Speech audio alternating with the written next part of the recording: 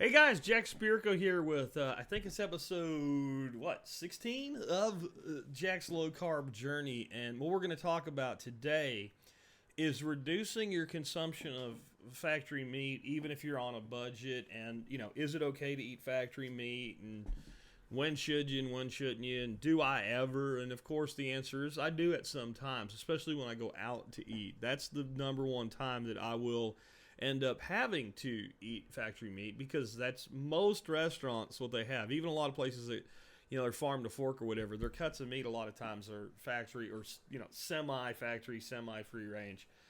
Some places you can find actually do have good grass-fed beef, but you go out to eat. So what prompted this was somebody asked a question, how do I feel about consuming factory meat? Most people are on keto do try to stay the grass-fed or at least organic path as much as possible. I think that's good, but I don't think you should sacrifice being keto because you can't afford to do it all perfect. Do not let the perfect be the enemy of the good. We're going to talk about that today. Before we do, let's take a look at my weight loss. I'm down 0.6 of a pound from yesterday, which isn't that big a deal in of itself, but I've crossed into the 223 zone, so 223.8, so call it 224 pounds. So down another ratchet of a full pound, putting my weight loss at 23.2, 23 pounds, which is 9.39% of my starting body weight. I'm pretty ecstatic about that. As I've come down in weight and I've been monitoring my body fat percentage, I have started to work out where I really need to be. And it's lower than I thought. It certainly ain't where the United States government says to be. I have about 165 pounds of lean body mass, and the United States government says that a person my height should weigh about 168 pounds. That would put me at the starvation level and in danger of dying from lack of fat. So I think you'd be somewhere in the neighborhood of about 1% body fat, and that is not good for anybody. Trying to be, at my age, almost 50, in the range of 15 to 17% body fat. I need to weigh around 190 something pounds, somewhere in the like 195, 190, somewhere in that range. Even around 189 might be really good. So I have a long way to go. Let's see, 23 pounds to get down to 200, and another to like 33 pounds. And part of what I said yesterday with staying motivated is, how I feel about that? Big deal. So what? Cool. That just means when I'm at weight, I'll be able to say I lost more weight than if I didn't need to get that light. That's all that means, is I have a bigger victory. Because, and my wife and I were just talking about this, I've just done and worked out the numbers over the last 10 days. So I mentioned yesterday, day 40. I said I was at day 40. I wasn't. It was at day 39. Today is day 40. So your first 30 days, you can have a much more rapid weight loss, I think, especially because you're factoring your first 10, where you shed all that water, and you can be losing 4 or 5 pounds a week. But by the time you get up to day 30, you've kind of figured out what your sustainable weight loss is at what you're doing. And there could be plateaus and stuff, and if we get into them, we'll talk about it. But I think if you stay under 20 carbs and you actually don't believe the bullshit that you can eat everything you want, and you keep a moderate caloric deficit, you shouldn't plateau much at all. Anyway, what spawned today's subject is somebody asked me in the comments about the fact that I mentioned in an earlier video that my wife and I went to Texas Roadhouse, and I had the 8-ounce strip steak and ate the Caesar salad with the dressing on the side because I don't trust their dressing, and used a very little bit of it, and did the best I could at estimating for that day. And they said, well, how do you feel about factory meat? Because so many people in keto preach grass-fed, preach, free range, preach organic. Okay, preach on, preacher man, but don't let the perfect be the enemy of the good. Because I'm gonna start where I'm gonna end. In the end, you reduce factory meat as much as you can, but factory meat is probably better than organic, permaculturally grown, prayed over by hippies, chanted on by a shaman, whole grains. All right?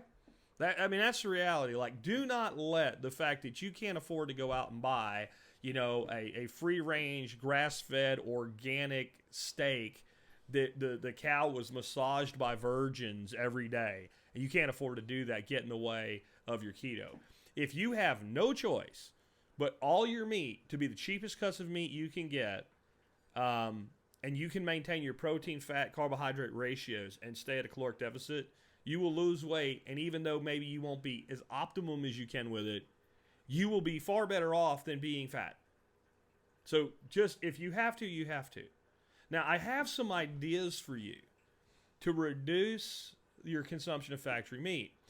And I'm going to tell you that I wish every single meal that I ate that involved a protein was a blessed protein from green pastures. It's not.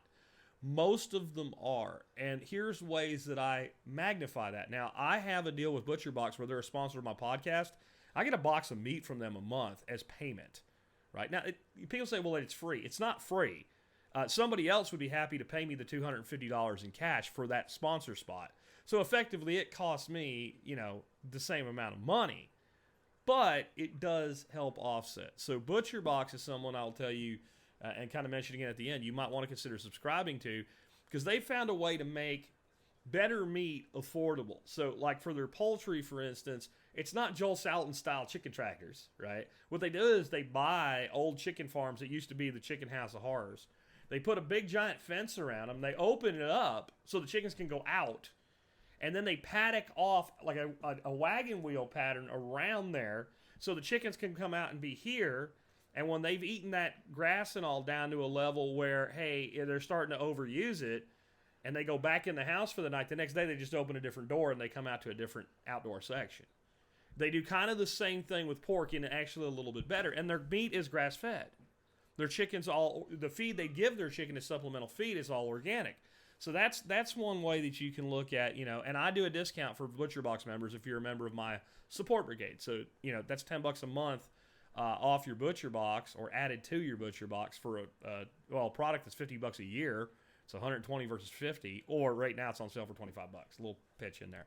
But let's talk about my ways that you can maybe not be all grass-fed, all perfect, but you can parcel it out so that you're getting enough protein and fats from high-quality sources, and yet you still maybe are eating some factory meats. Number one, do one meal a week where your primary protein comes from a grass-fed ground beef. Grass-fed ground beef is not that expensive. It'll range somewhere. Butcher Box is $5 a pound, right? I mean, that's not much more than a decent quality ground meat in the first place. And I know you're thinking, well, most pastured ground beef is 85-15 instead of 80-20. There's not as much fat. Throw some freaking olive oil or some, avocado oil or some coconut oil on it and up the fat. It's not hard. And that's an inexpensive way. You'll jack good quality fat up with great quality protein. So that's one. Now, what I've figured out is that my wife and I don't need to eat a half a pound of ground beef apiece. Because if we're getting those fats that we're adding to up the caloric yield, we might be eating a third of that pound apiece when we make a burger, or last night we did taco salad. So that's enough left over for one more serving. So that pound of beef gives us 3 meals. Now, we might have to fight over who gets the leftovers. Today she does, because she wanted them, and I want to eat bacon today for lunch. So that's fine. But in the end, now understand that if you're an individual doing this alone, that's 3 meals for $7 worth of protein. Got it? $5 to $7. Next, 1 meal a week using wild-caught fish. Now, there are some toxins in our oceans and things like that, but you're not going to be eating GMO feed if you're eating wild-caught mahi-mahi or cod or something like that.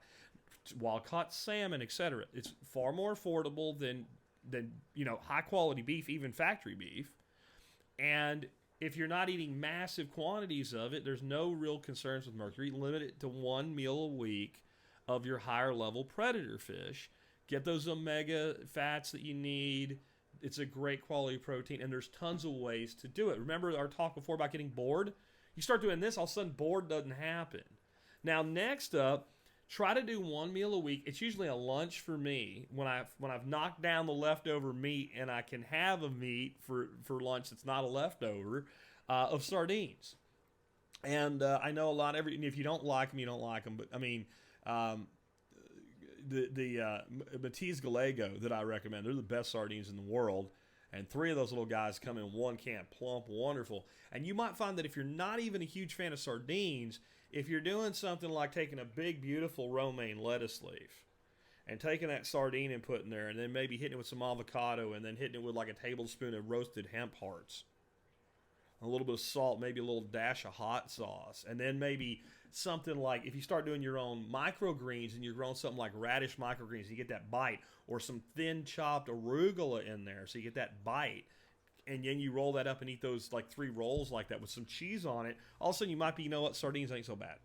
Right? So now we got a low-level fish, high fat. It's either in its own oils or olive oil, wild caught, low on the food chain, doesn't have an accumulation of mercury like your larger predator fish. Now we got 3 meals, maybe 4 if we're creative with the ground beef. All right, maybe even 5 if we're doing this alone.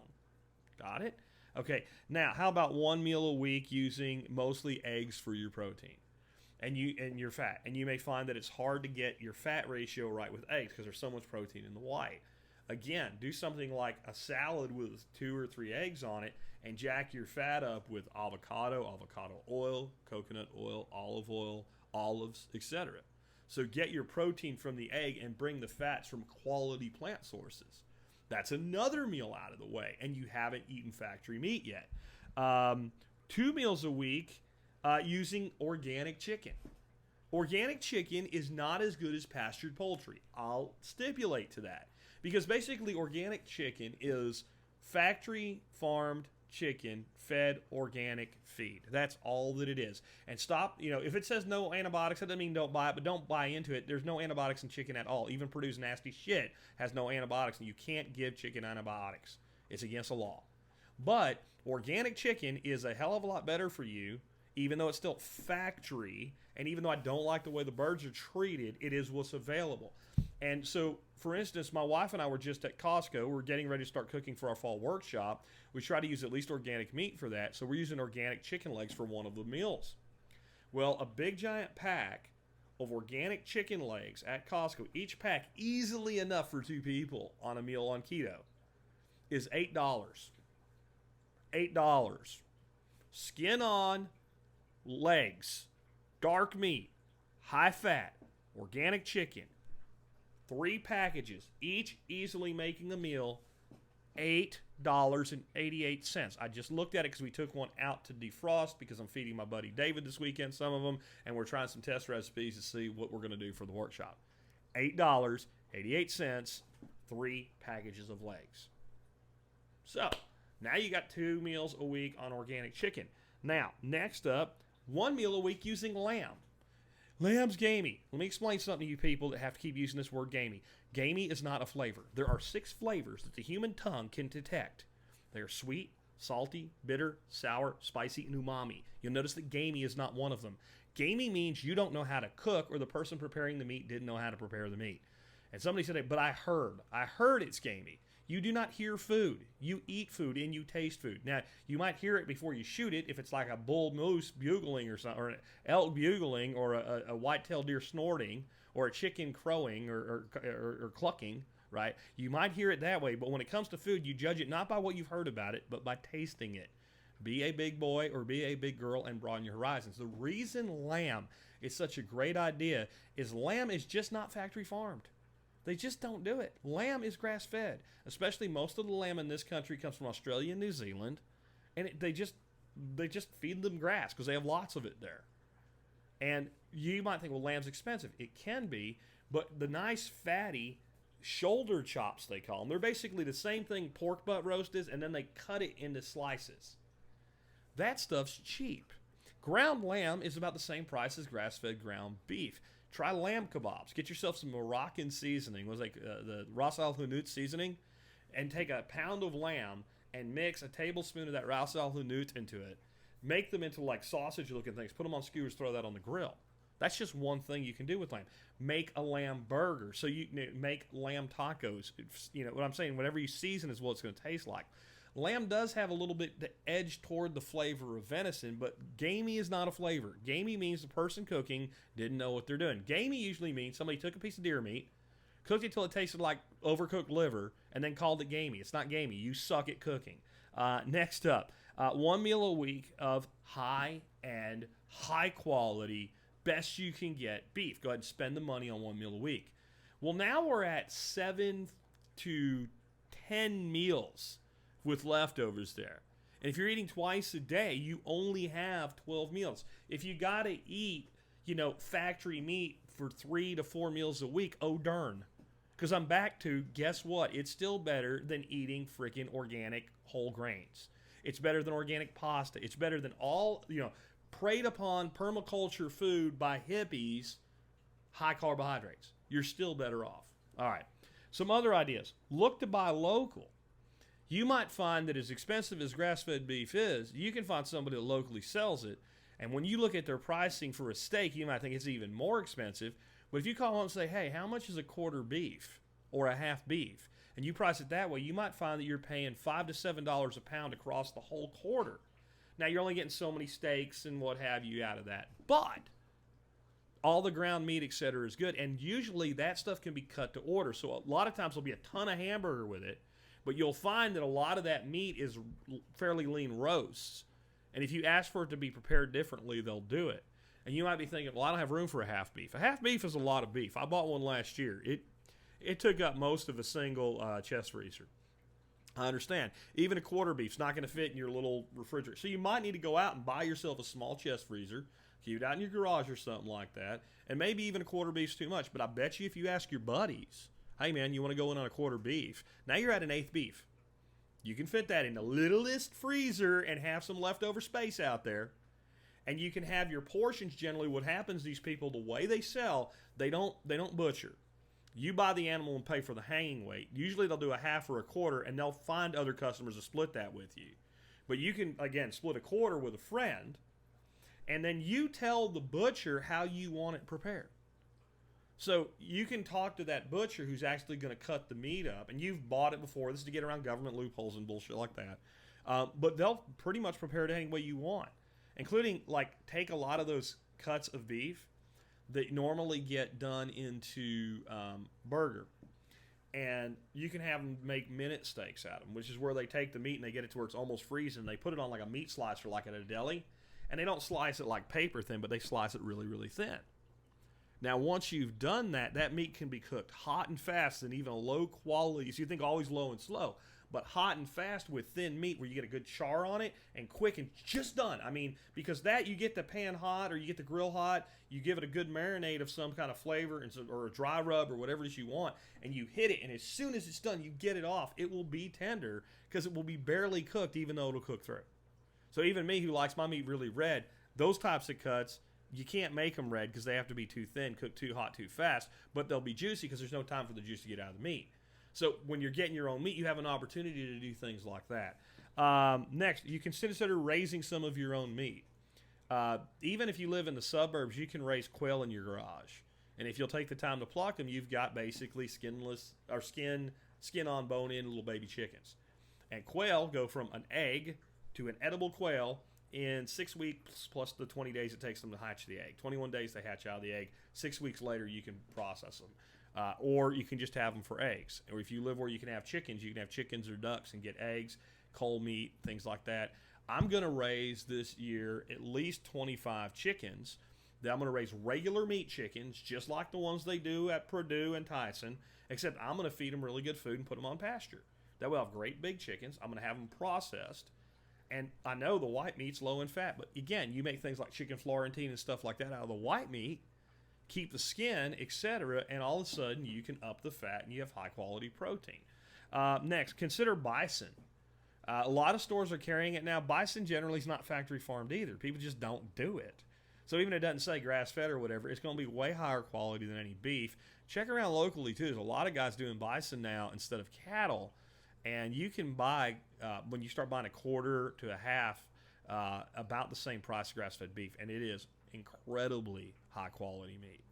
And it's not gamey. Again, not only is gamey not a flavor, but if I put a beautiful ribeye of bison in front of you and a beautiful ribeye of cow in front of you, you ain't going to be able to tell the difference. Well, you won't. You'll tell the difference, but you won't know that one's not beef. You'll just think one's a different, maybe higher-end steak.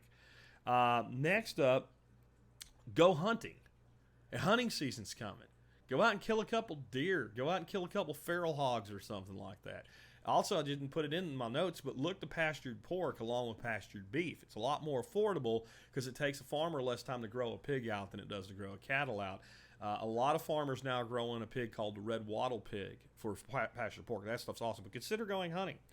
And when you go hunting and you shoot something like a deer, don't throw away a lot of the stuff people throw away. Use the organ meats. If nothing else, grind the liver into sausage, right? Get some quality ground pork to make with your extra deer for your grind, and then grind the liver into that. And I don't like liver personally very much alone, but cooked into things and made into things like sausage, it actually makes sausage a hell of a lot better. So that would be another way is go hunting and make sure you're harvesting the tallow and stuff from your deer. Render it out. Look it up if you don't know how to do it. Next, look to organ meats. Talk to your local producers and ask them about, liver and kidney and things like that if you eat it. Because a lot of times people don't really want it and they end up discarding it. So you may find that you have a rancher who sells halves and quarter beefs, and most of the people that buy one, when they're asked by the butcher, do you want the kidneys, do you want the liver, say no. Now, I'm not a fan of either one by themselves, but I will incorporate them into other things. And look for cheap cuts, too. Talk to these people, that are selling those things like, the ground beef really, really cheap, and ask them, when you're doing that, can you just maybe keep some as roasts and sell me the whole roast? They're not real expensive to buy one of those meat slicers and make your own minute steaks and things out of them, because those cuts are going to come out either better as a pot roast, low and slow, or in that fast, hot skewers type situation. You take that meat and you cut it really thin, you give it a good marinade and a dry rub, you run it on some skewers and you throw that over hot charcoal, and you cook it like that fast, and it's fantastic. Right, you got to be careful not to overcook it, but as long as you don't, and part of all this is learn to cook. And again, I'm going to end with add eggs and good fat to allow smaller meat portions. I already said make one meal based on eggs, but what you can do is instead of trying to eat 8 ounces of beef, add an egg and some other fat and cut that beef portion down to 4 or 5 ounces. You don't always have to be hogging down 10, 12 ounces of freaking beef. I know it tastes good, but if it's expensive, we can portion it out, and we can still get enough protein from our eggs, and we can still get enough fat from our good quality vegetable fats. And last, consider subscribing to the Butcher Box. And then learn to cook. The biggest thing here is learn to cook. Develop your cooking techniques. Stop thinking you need to sit down and eat a pound of beef. And, I'm back to eat your greens. Someone today said, what if I don't like vegetables? I said, grow the hell up and be a damn man and eat your damn vegetables. You ain't 5 years old no more. Go, Mommy, I don't like my vegetables. And I didn't actually used to think that way. I was listening to one of Dr. Ken Berry's videos, and he said that, and I went, you know what? That makes sense. And I want to tell you something about I don't like. Here as I finish up today. A lot of foods that you don't like because you've been living on nuggets and freaking French fries and ketchup. And a lot of you say, well, I'm not that bad. But you've been living on processed food.